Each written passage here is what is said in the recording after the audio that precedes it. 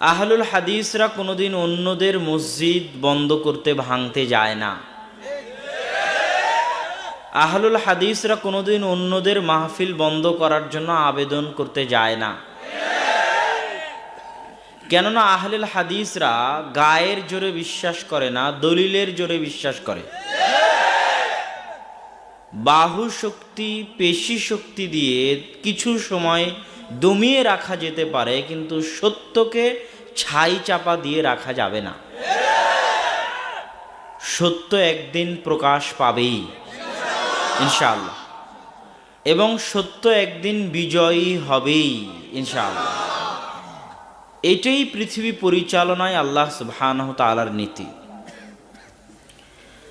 যে সমস্ত ভাইয়েরা এই প্রোগ্রাম বন্ধের জন্য চেষ্টা করেছেন, এই প্রোগ্রামে বাধা দিতে গেছেন, আমরা তাদের জন্য আল্লাহর দরবারে দোয়া করি, আল্লাহ যেন তাদেরকে হেদায়েত দান করেন, আমিন।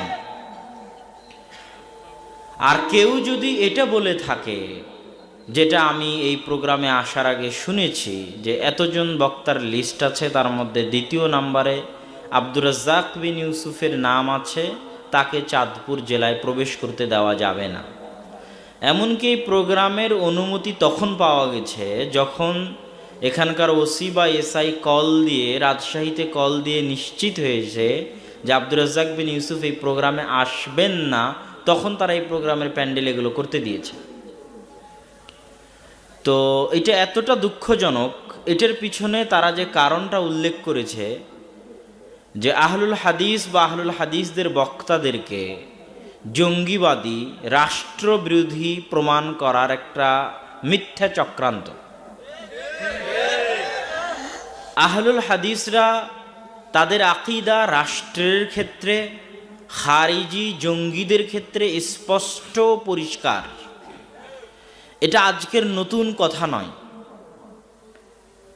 আহলুল হাদিসরা কোনো সময় বিশ্বাস করে না যে কবিরা গুনাহের কারণে কেউ কাফের হয়ে যায়। আহলুল হাদিসরা কোনো সময় প্রতিষ্ঠিত ফাসিক রাষ্ট্রের বিরুদ্ধে বিদ্রোহ করা, তার বিরুদ্ধে অস্ত্র উত্তোলন করায় বিশ্বাস করে না। আহলুল হাদিসরা বিশ্বাস করে দাওয়াতে, এবং দাওয়াত দিয়েই পরিবর্তন সম্ভব, দাওয়াত দিয়েই বিপ্লব সম্ভব, এতে কোনো সন্দেহ নাই। শুধু তাই নয়, আমি আমার বহু বক্তব্যে বলেছি যে সরকার যদি চায় যে এদেশ থেকে জঙ্গিবাদ উৎখাত করবে, তো জঙ্গিবাদীদের জোরপূর্বক বন্ধ সরকার করতে পারবে, কিন্তু তাদের আকীদাগত সংশোধন, মেধা ও বিশ্বাসগত সংশোধন এদেশের মাটিতে একমাত্র করার ক্ষমতা রাখে আহলে হাদিসরাই।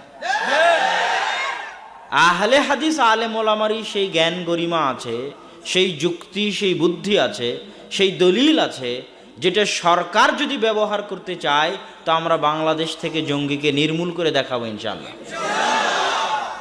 সুতরাং চাঁদপুর জেলার প্রশাসন, চাঁদপুর জেলার দায়িত্বশীল ওসি, এসপি, রাজনৈতিক নেতৃবৃন্দ, সকলের কাছে আমাদের আন্তরিক আহ্বান থাকবে, আন্তরিক আবেদন থাকবে যে আপনারা মানুষের কান কথায় বিশ্বাস করে, মানুষের সামান্য অভিযোগে বিশ্বাস করে কোরআন এবং সহিহ হাদিসের এই মাহফিলগুলো নষ্ট করবেন না।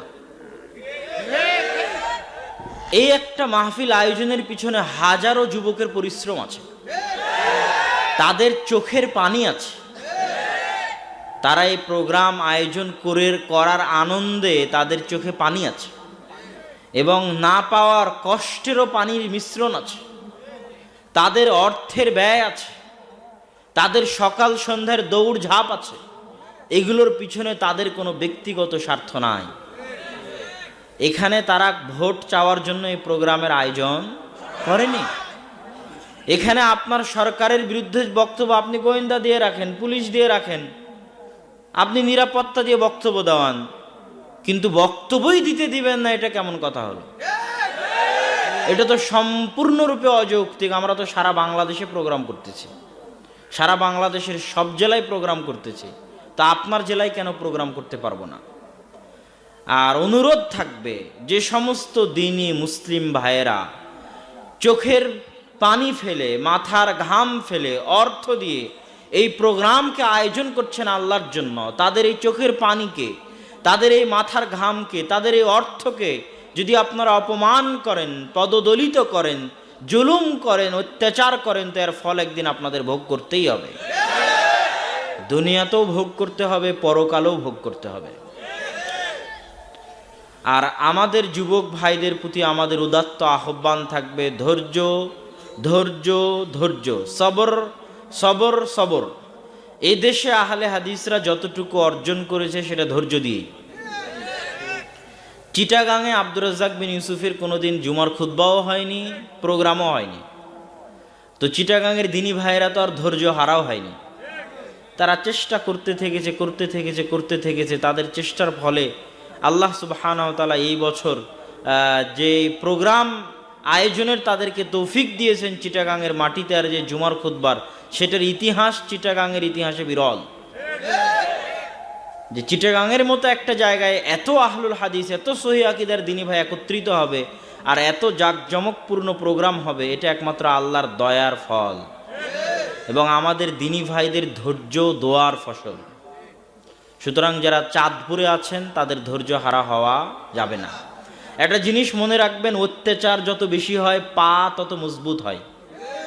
এটা কি বুঝেন? কাদার মধ্যে যখন পা দিয়ে পা নাড়তে থাকবেন তখন পা ধীরে ধীরে কাদার মধ্যে কি হবে? গেঁথে যাবে। তো আপনার উপর অত্যাচার যত বেশি হবে আপনার পায়ের ভিত্তি তত মজবুত হবে। মানুষের অত্যাচার আপনার উপর যত বেশি হবে আপনার পায়ের ভিত্তি, আপনার অবস্থানগত শক্তি তত মজবুত হবে। এই যে আজকে একটা প্রোগ্রাম আয়োজন করতে পেরেছেন, এই প্রোগ্রাম দিয়ে সামনে আরো অনেক কাজ করতে পারবেন। চাঁদপুরের প্রশাসন জানবে যে না, এদের কিছু আছে, লোকজন আছে, বক্তব্য আছে, বক্তা আছে, তারা সরকার বিরোধী নয়, তারা জঙ্গিবাদ বিরোধী, তারা দিনের দাওয়াত দিতে চায়। এটা ধীরে ধীরে কি হবে? স্পষ্ট হবে, প্রচার হবে। এবং ধৈর্যের সাথে আমরা যদি এটাকে কাজে লাগাই, আমরা দৃঢ় বিশ্বাস করি ইনশাআল্লাহ চাঁদপুরের মাটিতেও সহিহ আকীদার প্রতিষ্ঠান, মসজিদ, মাদ্রাসা, প্রোগ্রাম এবং সহিহ আকীদার বিজয় ডঙ্কা বাজবে ইনশাআল্লাহ। আল্লাহ সুবহানাহু ওয়া তাআলা সেই দিন দেখার আমাদের তৌফিক দিন, আল্লাহুম্মা আমিন। তারপরে আমি শুকরিয়া আদায় করি প্রোগ্রাম কমিটির, শুকরিয়া আদায় করি শ্রদ্ধেয় বড় ভাই আব্দুল আলিম মাদানী হাফিজাহুল্লাহ, শ্রদ্ধেয় বড় ভাই আব্দুল মতিন মাদানী হাফিজাহুল্লাহ, যারা তাদের ইলম থেকে আপনাদেরকে দীর্ঘক্ষণ যাবৎ আলোচনা শোনাচ্ছিলেন। আমি আব্দুল মতিন মাদানী হাফিজাহুল্লাহর শাইখের বক্তব্য শুনতে পারিনি, তবে শাইখ আব্দুল আলিম মাদানী হাফিজাহুল্লাহ তার বক্তব্য আমি এখানে বসে শুনছিলাম। সেখানে আপনারা যদি মনোযোগ দিয়ে শুনে থাকেন তো চাঁদপুরের মানুষের জন্য তাওহীদ কি, শিরিক কি এবং তাওহীদের বিষয়টা স্পষ্ট এবং ক্লিয়ার হওয়ার কথা, এবং এটা নিয়ে গিয়ে আপনারা আরো মানুষের মাঝে প্রচার করবেন এই বিশ্বাসগুলো, এই আকীদাগুলো। তো আমাদের মূল দাওয়াত কিন্তু তাওহীদের দাওয়াত।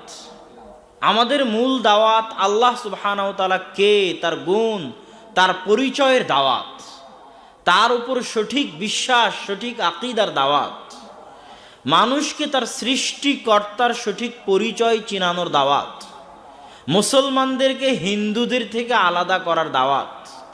এই ভারত উপমহাদেশে দীর্ঘদিন যাবৎ মুসলমানেরা হিন্দুদের সাথে আছে, এই জন্য মুসলমানদের সব কৃষ্টি কালচার কাদের সাথে মিলে? হিন্দুদের সাথে মিলে। মুসলমানদের বিবাহ অনুষ্ঠানের 80 থেকে 90% অনুষ্ঠান হিন্দুদের বিবাহ থেকে আমদানি করা।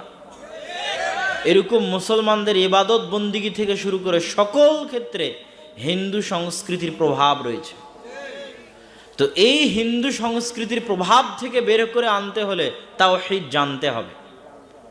আর তাওহীদ বিহীন আমল আল্লাহ সুবহানাহু তাআলার দরবারে কবুল হবে না। তাওহীদই সকল সফলতার চাবিকাঠি, তাওহীদই জান্নাতের চাবিকাঠি, তাওহীদ দিয়েই জাহান্নামের আগুন থেকে বাঁচা সম্ভব। শিরক আর তাওহীদ পরস্পর বিরোধী, যেখানে শিরিক আছে ওখানে তাওহীদ নাই।